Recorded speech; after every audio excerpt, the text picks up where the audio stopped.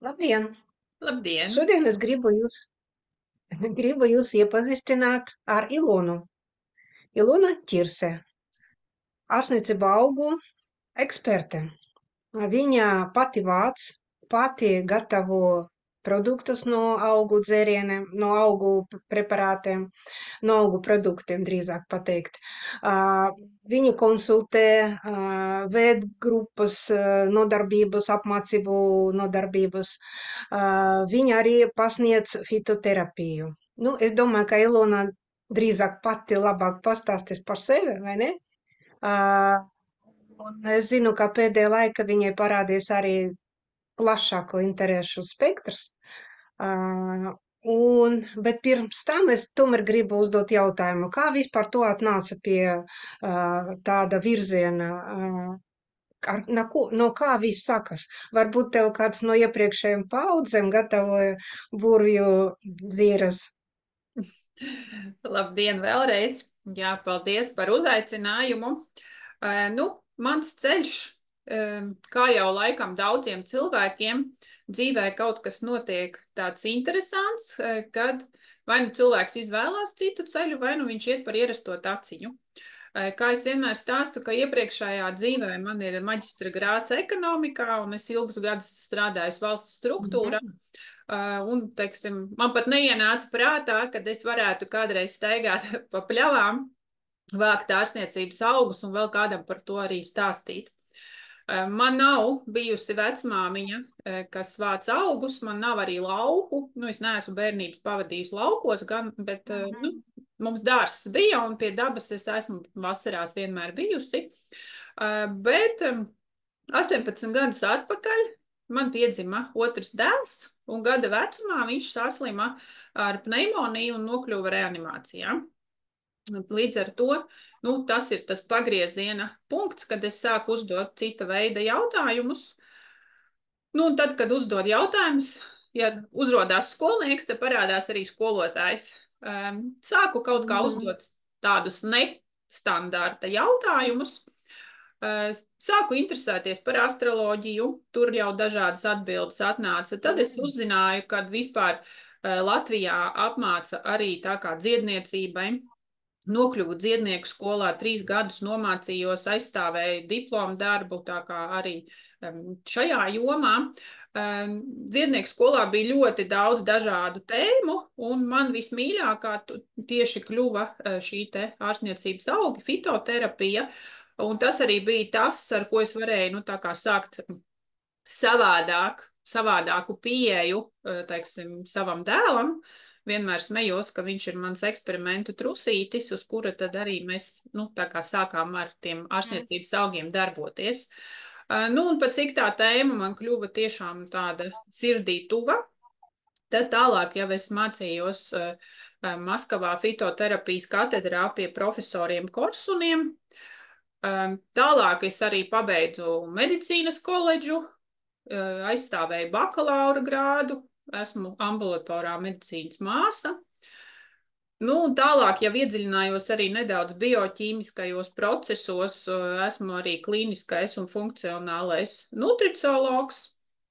Tā tas ceļš aizvijās, paņemot klāt jau dažādus citus instrumentus, bet tas viss ir tas, kas neiet pretrunā maniem ārstniecības augiem. Tā ir mana bāze, tas ir mans dzīvesveids. Es vasaras pavadu mežos, braucu apkārt pa Latviju, meklēju dažādas vietas, un tagad jau arī apmācu, stāstu, dalos citiem, ka var arī savādāk.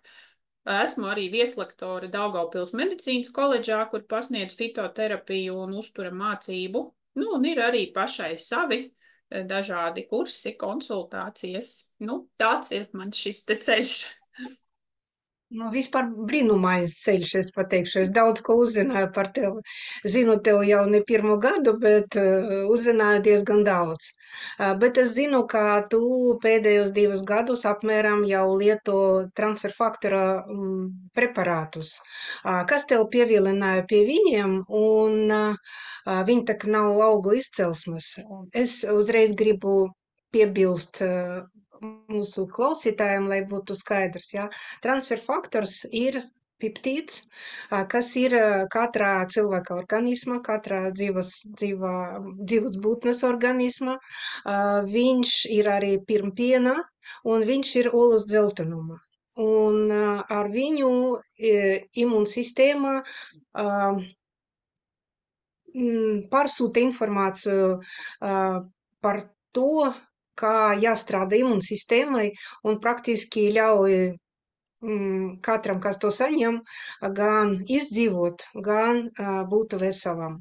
Un, ja, piemēram, mamma nepabaros mazu lacīti ar pirmpienu, viņš vienkārši neizdzīvos šajā pasaulē, agresīva pasaulē, jo viņam imūnsistēma nebūs redzīgā un nestrādās adekvāti. Nu, tagad atgriežamies pie Ilonas. Lūdzu, atbildi lūdzu uz to jautājumu, kāpēc tu sāki lietot un kas tev pievilināja. Pirmo reizi par Arī papildinās. transformatoriem es uzzināju mācoties nutricioloģiju. Maskavā ir tāds profesors Dadaļī. Viņam ir ļoti daudz gadu, bet viņš joprojām ir ļoti enerģisks un aktīvs un var tikai pamācīties no viņa, cik aktīvam ir jābūt šajā te vecumā. Un tur pirmo reizi es par viņiem uzzināju, viņš stāstīja, kā viņš savā praksē izmanto. Un tad arī, protams, bieži vien ir tā, ka informācija mums pārklājās, un tad man viena kolēģe arī pastāstīja, jau tā kā pienesa klāt, kad, zini, ir tāds produkts, vai tu negribi pamēģināt. Es savā dzīvē daudz ko tā kā esmu izmēģinājusi, jo, teiksim, tu nevari stāstīt citiem, ja tu neesi pārbaudījis uz savas ādas, bet, protams, visu mēs nevaram pārbaudīt. Bet, tas negāja pretrunā ar to, ko es daru. Jūs jau teicāt, ka tas ir mums iekšā, jā, tātad mūsu organismam pazīstams produkts. Otrām kārtām, to var teikt arī, ka tā ir tā ģenētiskā informācija, ko māte nodod savam bērnam no paaudzes paaudzē, un man pirmā meita, kad piedzima, viņa nedabūja šos te pirmpiena pilienus. Līdz ar to tas arī mani tieši, teiksim, skar. Un tad es izdomāju, ka es varētu to visu pamēģināt. Ļoti interesanti, bet kā tu apvieno, tomēr tev augu preparāti nekur nepaliek, un kā tu viņu apvieno ar transferfaktoru, vai viņi nekonfliktē savā starpā? Nē, viņi nekonfliktē, jo, teiksim, transferfaktoru var nosaukt kā ķirsīti uz tortes, kurš apvieno visu to labo, ko mēs darām sava ķermeņa labā, savas veselības labā. Viņš nav, teiksim, svešs mūsu organismam, un pēc maniem novērojumiem arī tad, kad mēs lietojam ārstniecības augus, tad viņi vēl labāk sāk strādāt, jo ir tas galvenais orķestra diriģents, ja, kurš viņus visus, teiksim, apvieno, un viņiem ir vieglāk nokļūt tur, kur ir jānokļūst. Un tu pati arī lieto transferfaktora produktus, vai tu vairāk dod savai meitai vai pacientiem, pati lieto regulāri, un kā tas notiek? Es cenšos lietot no rudens līdz pavasarim, tajā tieši aktīvajā sezonā. Vasarā parasti man sanāk brīvlaiks arī, vasarā mēs tomēr arī daudz ko citu daram. Principā man lieto visa ģimene. Ir kaut kādi starplaiki, kad nelieto, bet man pat vīra māte jau lieto. Un māma man lieto, man jau visi lieto. Jo es uzskatu īstenībā, cik tā ir tāda, arī viņu var teikt, kā informatīvā molekula, ja, kas mūsu organismā dara tos labos darbus. Tad tas ir viens no tādiem produktiem, ko vajadzētu lietot tomēr visiem. Mēs katrs kaut ko lietojam, ja, vairāk vai mazāk, un ja jāizdara ir izvēle, tad, teiksim, tas būtu viens no tiem produktiem, ko es noteikti ieteiktu lietot. Un vēl noteikti jāņem vērā tas, ka, rezultātus mēs varam izmērīt tikai ilgtermiņā. Tas nav produkts, ko es iedzeru šodien un rītā redzu brīnumu. Mēs varam novērot minimums 3 mēnešu lietošanas laikā, jo arī asins šūnas, jā, mums mainās 3 mēnešu laikā, kur iekšā arī ir šīs imūnās šūnas. Līdz ar to tas ir tas minimums. Ja mums ir, teiksim, viena sezona no rudens līdz pavasarim, kad mēs nelietojam, un nākošā sezona ir, kad mēs lietojam, tad tas jau ir pietiekami ilgs tāds periods, kad mēs varam salīdzināt. Es atveršu noslēpumu, ka lietu ne tikai tava vīra māte, bet arī sunītis dabūja transfer faktoru, vai ne? Jā. Un vai tu vari kaut kādas atzīmes rezultātus spilgtākas sava ģimenei? Bērnam varbūt, Bērnam vai kādam citam? noteikti Nu, kas? viņai ir kaut kas līdzīgs atopiskam dermatītam. Bija, tagad Ah, vairs nav. Viņai kā sākās rudens, tā viņai bija tieši uz rudeni sākās nieze. Un, teiksim, ja to runā par uzturu, tad to nevarēja savilkt ar kaut kādiem uztura mhm, avotiem. Bet kopš viņa sākusi lietot man transfer faktoru, viņai šī problēma, nu, tā kā ir atkritusi imūnā sistēma, tā tad tiek ar to visu galā. mhm. Brīnišķīgi. Un tagad tāds viens slidens jautājums. Tātad roku uz sirds un pastāsti mums, vai tu pati jūti kaut kādas izmaiņas savā organismā pa šiem 2 gadiem, un varbūt arī kaut kādi ir objektīvi pierādumi? Man ir no dzīves pašai, pat cik es daudz pasniedzu lekcijas, man ir daudz jārunā, tad man parasti bija tā, ka uz rudeni, kad sākās aktīvā sezona, kārtīgi parunājot, man pēc tam bija tā kā noslogotas balss saites, bija arī aizsmakumi, nu tā kā problēmas ar kaklu. Nu tad, kopš es lietoju transfer faktoru, tad man šī problēma ir atrisinājusies. Un tāds otrs spilgtākais piemērs ir, es salīdzināju asins analīzes. Ir tāda teiksim, bioloģiskais vecums, ja, ka viens vecums ir tas, kas mums ir pasē, un otrs ir šis bioloģiskais vecums, nu kā tad jūtās tās mūsu šūnas.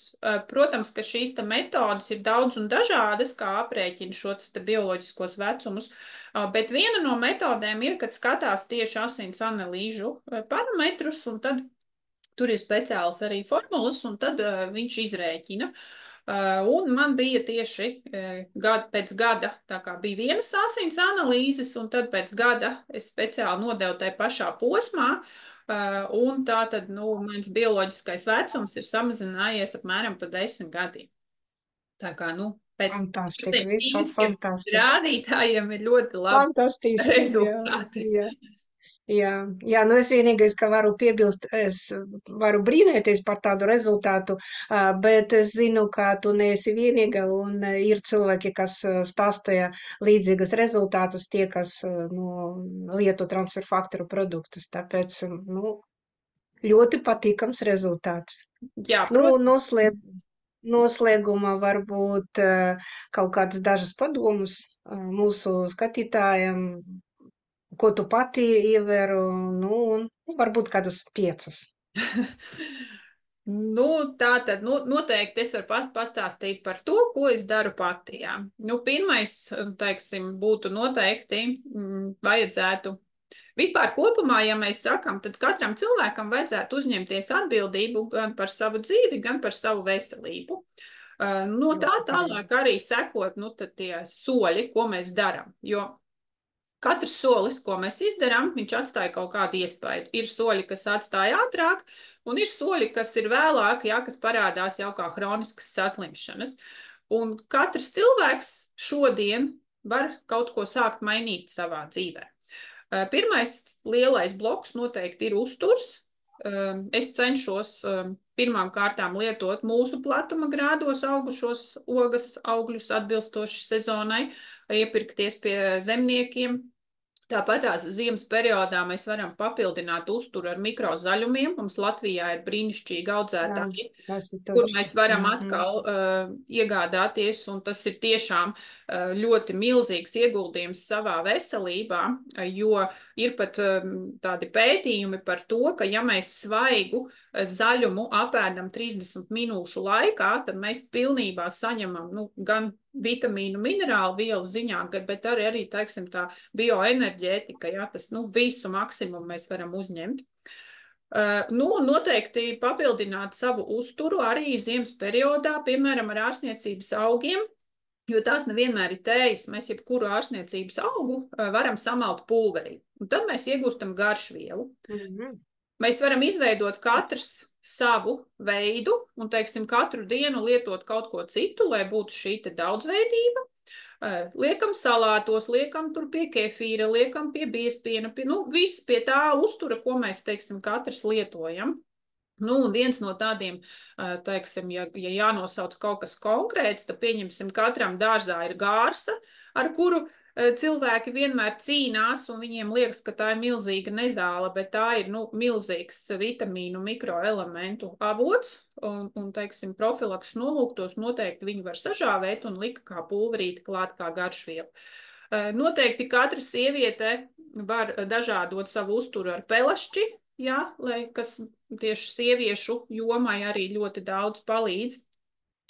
Teiksim, arī tā pati virza, ja, tādi populāri sastopami augi, ja, nevajag neko tur skriet briesmīgi meklēt, tas, kas, teiksim, katram savā dārzā ir pieejams.